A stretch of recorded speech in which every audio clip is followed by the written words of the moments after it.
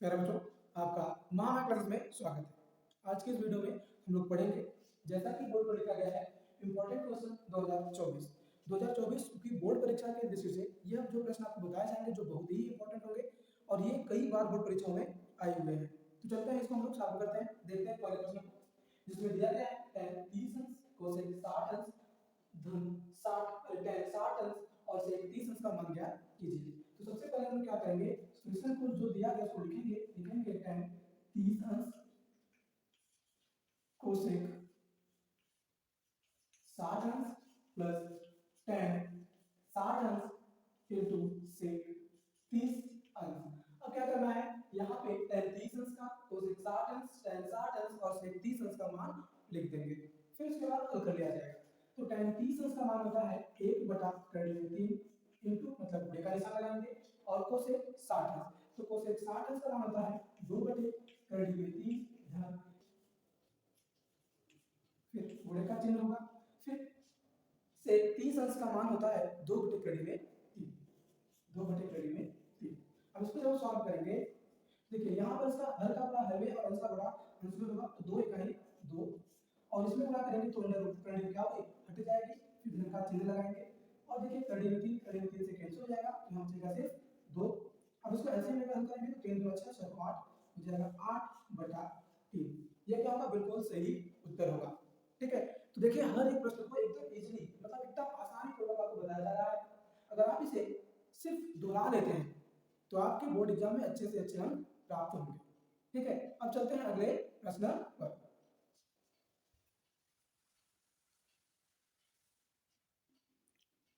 देखिए दूसरा प्रश्न है, यदि टू यदि टू cos स्क्वायर 45 अंश ऋण 1 बराबर cos थीटा हो तो थीटा का मान ज्ञात कीजिए।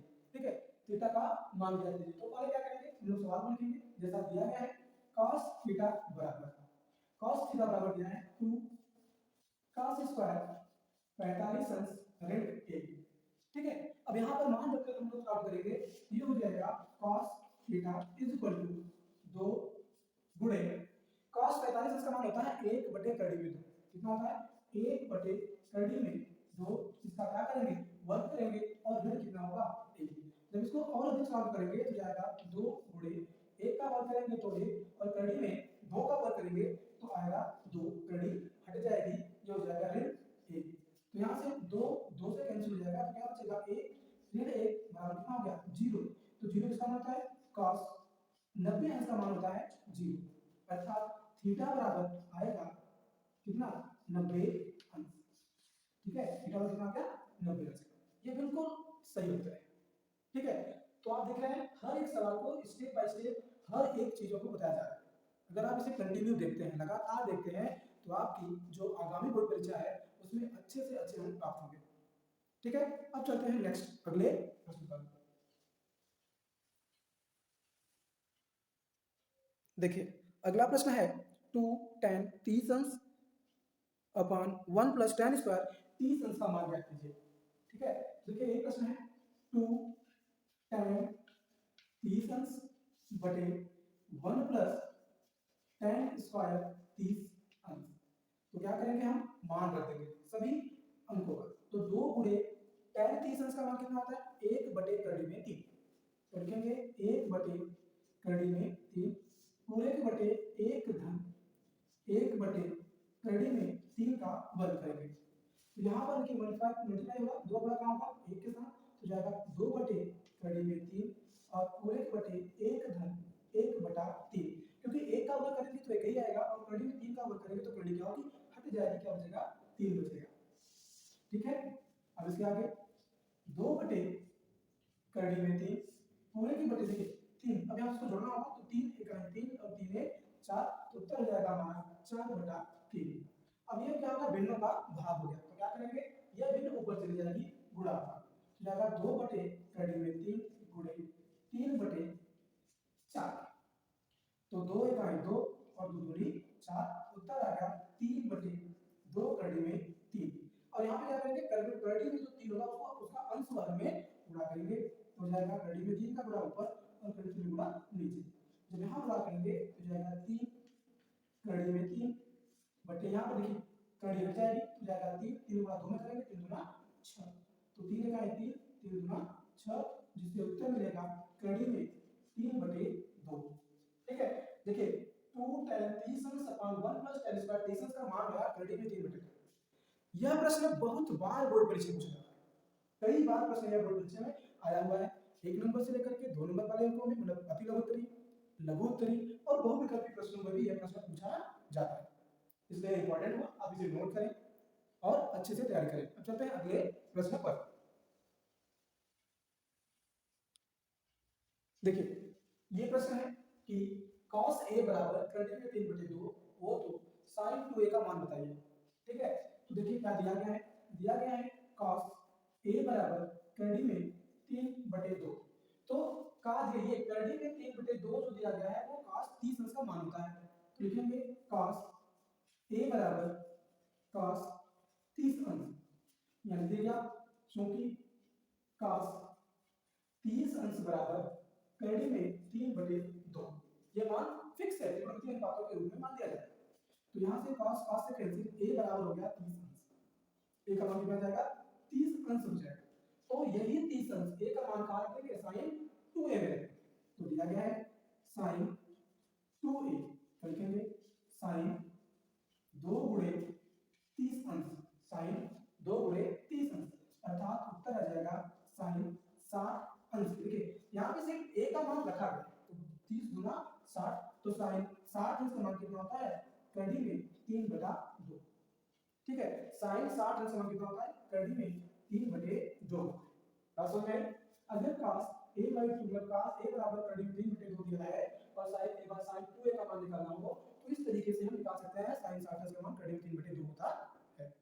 अब चलते हैं अगले प्रश्न पर।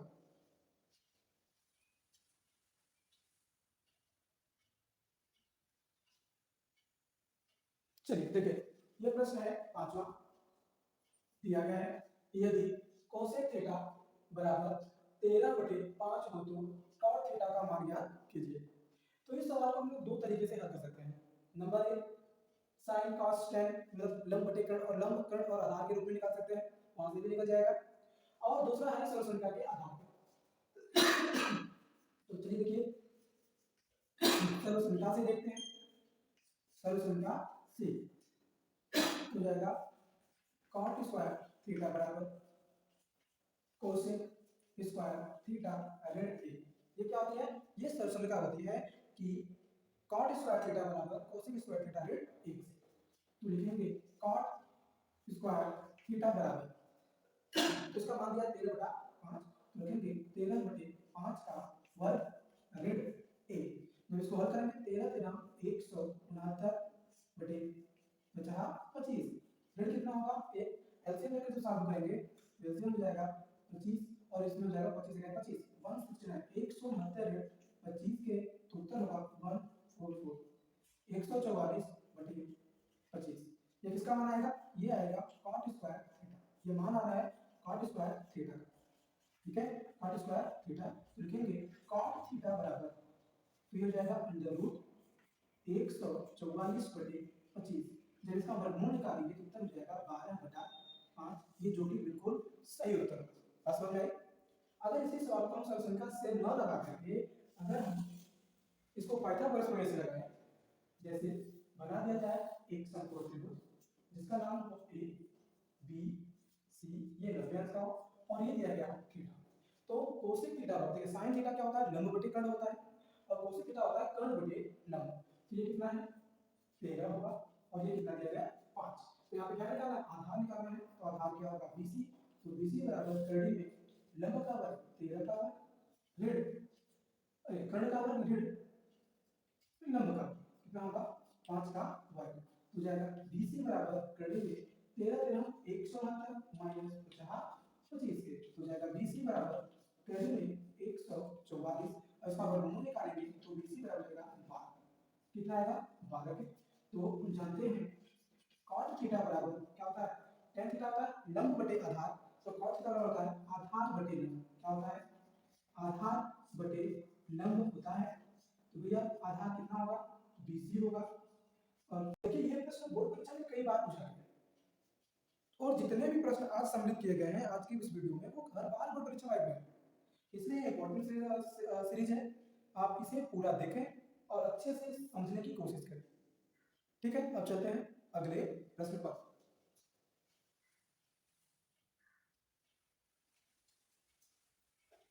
देखिए, ये प्रश्न दिया गया है कि 5 cos स्क्वायर 60 अंश प्लस 4 sec स्क्वायर 30 अंश माइनस tan स्क्वायर 45 अंश अपॉन sin स्क्वायर 30 अंश प्लस cos स्क्वायर 30 अंश के। ठीक है, तो हम लोग देखेंगे कि इस प्रश्न में इस प्रश्न को कैसे सॉल्व किया जाए, इसका मान कैसे निकाला जाए। हम लोग जानते हैं कि 5 तो 5 गुणे cos स्क्वायर 60 अंश, तो cos 60 अंश का मान होता है 1/2। कितना होता है? 1/2, इसका वर्ग कर देंगे प्लस 4 गुणे sec स्क्वायर 30 अंश, sec स्क्वायर 30 अंश का मान होता है 2/3। तो लिखेंगे 2/3 का वर्ग ऋण tan स्क्वायर 45 अंश, मतलब tan 45 का मान लिखेंगे। तो tan 45 अंश का मान कितना होता है? 1 होता है, तो 1 का वर्ग कर देंगे। ठीक है, और यहाँ पर देखिए, यहाँ पर हम लोग चाहते हैं सॉल्व कर सकते हैं कि sin square theta plus cos square theta मान कितना होता है? 1 से गुणा होता है। तो sin 30 अंश का मान कितना होता है? sin 30 अंश का मान होता है 1/2, लिखेंगे 1/2 के पावर 2 प्लस cos 30 अंश। देखिए, cos 30 अंश का मान होता है करड़ी में 3/2, लिखेंगे करड़ी में 3/2 का वर्ग कर देंगे।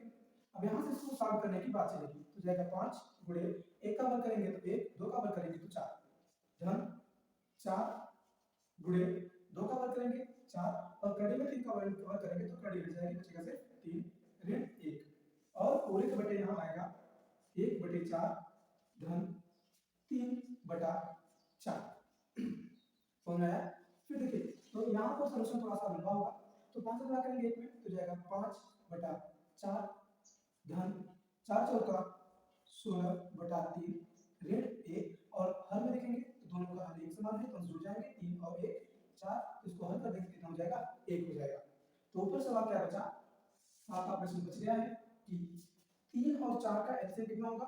12 होगा, तो लिखेंगे 12, और 4 का एलसीएम 12 हो गया, तो 4 तिहाई 12, 3 बचे 15 हो जाएगा, और 3 चौके 12, तो 16 चौक 64 प्लस 64 के ऋण 12 इकाई 12। अब इसको जब सॉल्व करेंगे तो जाएगा 12 हल होगा, और 64 और 15 जोड़ेंगे तो 5 और 4 9, और 6 एक कितना होगा? 7 होगा, ऋण कितने के? 12 के। अब 69 मतलब 79 में से 12 घटा देंगे तो जाएगा 7, और कितना बचेगा? 6/12। तो कितना हो जाएगा? हमारा उत्तर आएगा 67/12, यह बिल्कुल सही उत्तर होगा।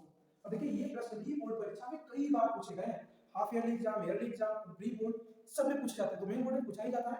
तो इसलिए इस प्रश्न को आप अच्छे से समझ लीजिए कि 5 cos square 60 plus 4 sec square 30 minus tan square 45 upon sin square 30 plus cos square 30 का मान कितना होगा?